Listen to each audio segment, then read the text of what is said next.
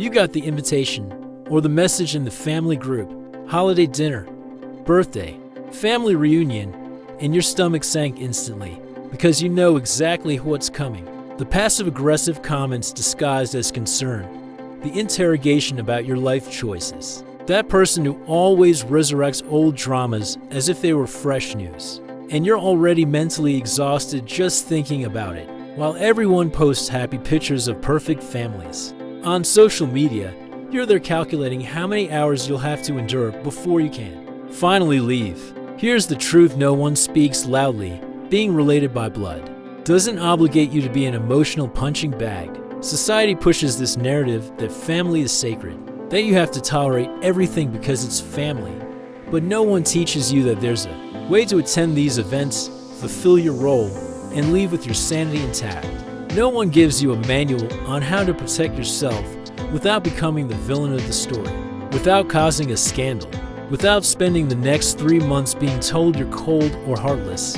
And until you learn this, you continue to sacrifice yourself, wear yourself out, coming home after these events feeling drained, angry, and guilty all at once.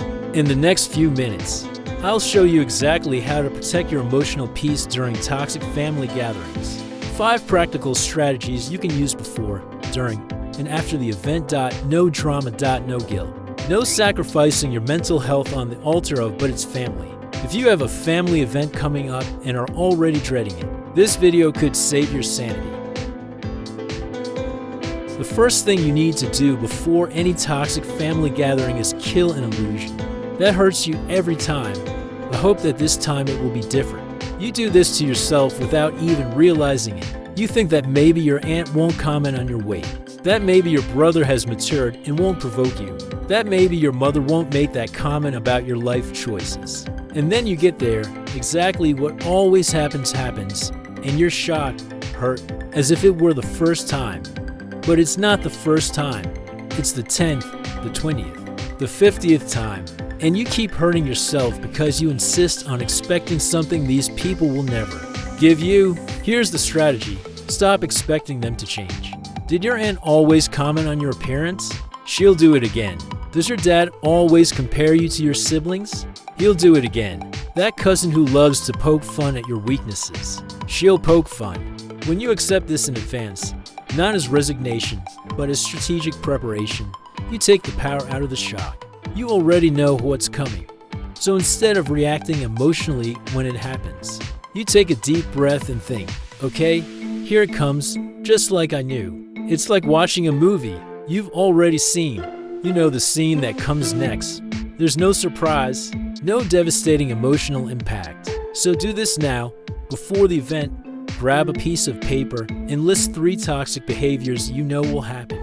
Be brutally honest, and for each one, decide in advance how you will respond or whether you will simply not respond.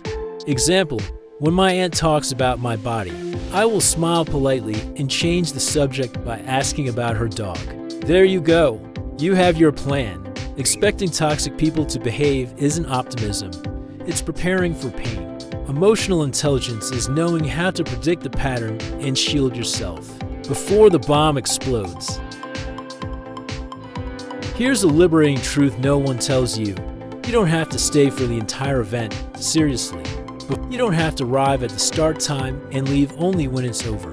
This unwritten rule, that if you're going, you have to stay until the end, is a trap that traps you in hours of unnecessary toxicity.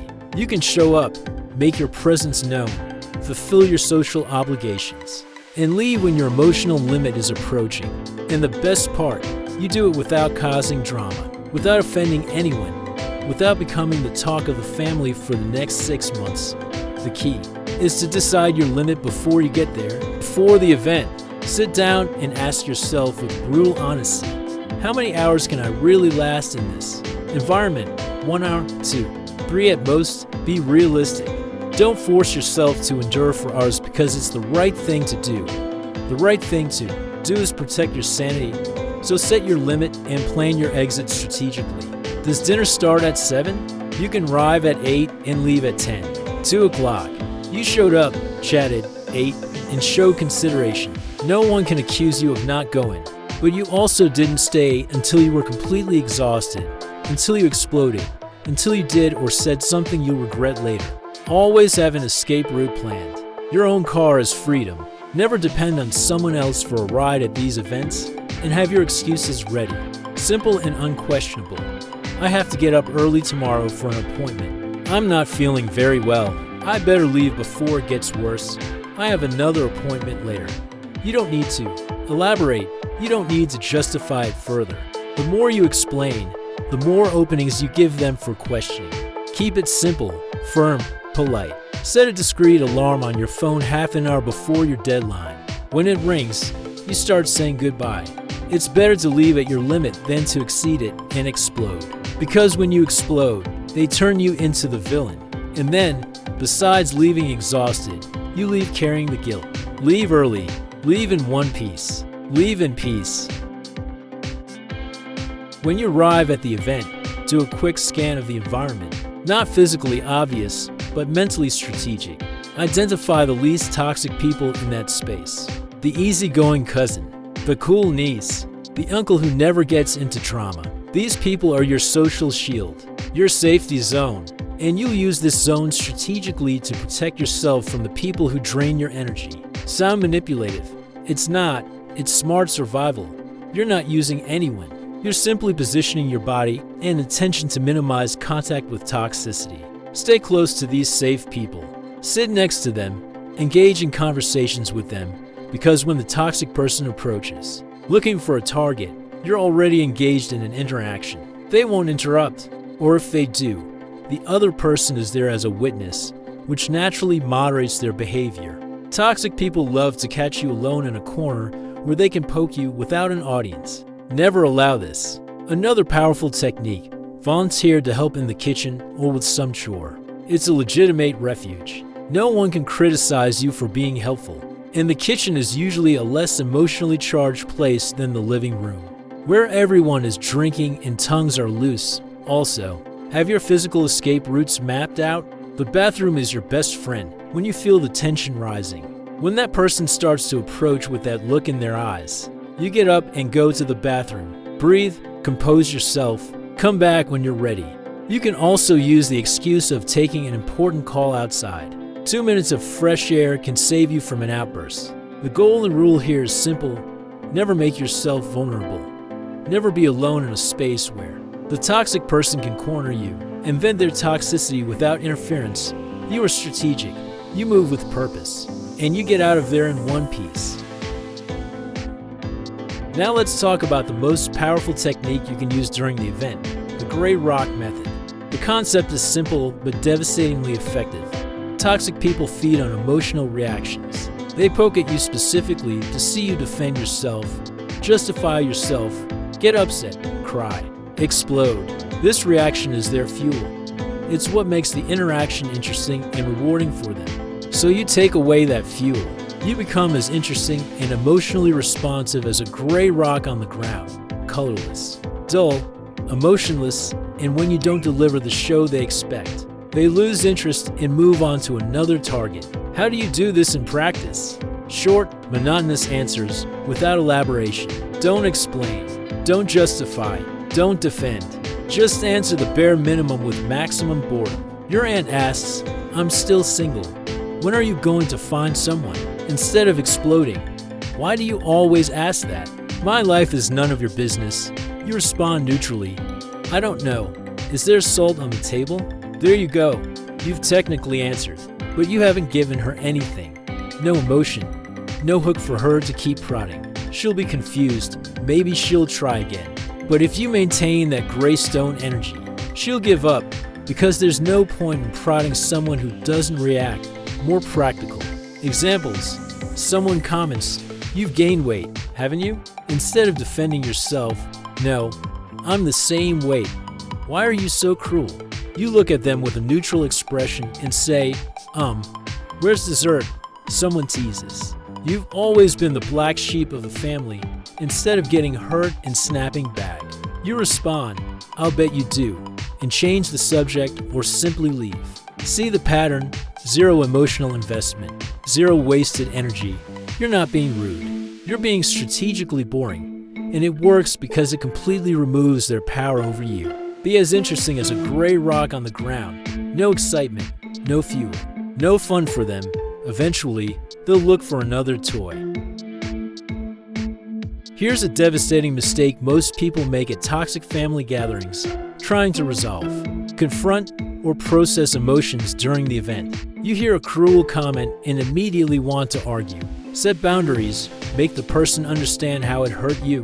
It seems like the right thing to do. It feels empowering, but in practice, you only exhaust yourself further, create drama that will reverberate for months to come, and put on exactly the emotional show toxic people love to watch. They'll love watching you try to defend yourself. They'll love being victimized later, and you'll leave doubly devastated, emotionally drained, and still carrying the guilt of having caused a scene. During the event, your only job is to survive. It's not to heal relationships. It's not to educate anyone. It's not to bring justice. It's to get through those hours with as little damage as possible and come out whole. Keep your emotions bottled up. Breathe. Use the strategies we've already discussed. And when you finally leave and get in your car, then you can let it out. Take 10 deep breaths before starting the car. Call that friend who understands and vent on the way home, or simply drive in silence, letting your emotions flow without judgment. The important thing is that you're no longer in that environment.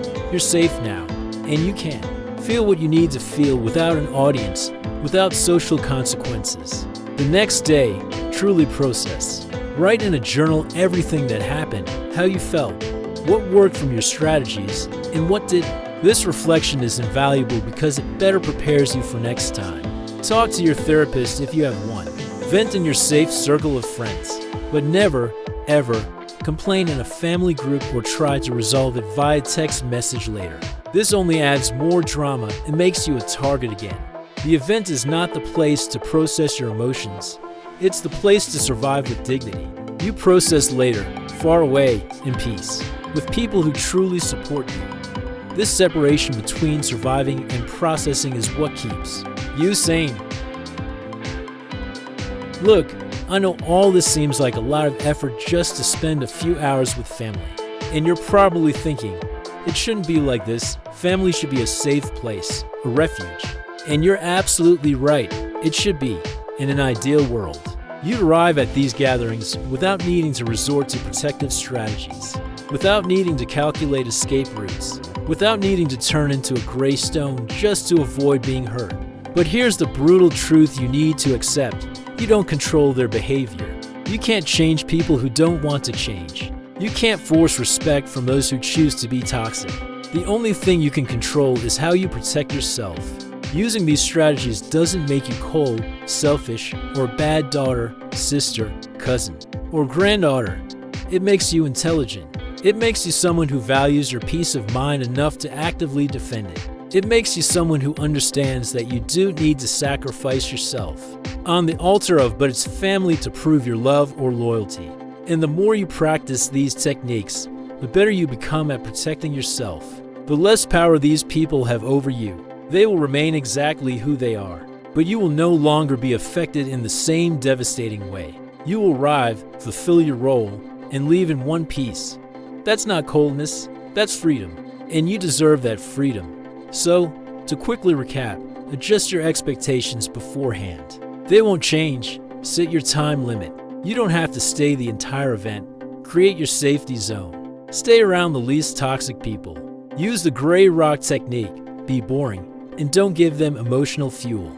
And process your emotions afterward, not during the event. If this video helped you, share it with someone who's also dreading the next family gathering. You're not alone. And tell me in the comments what the most toxic thing someone has ever said at a family gathering was. Sometimes just talking about it can lighten the load. See you in the next video.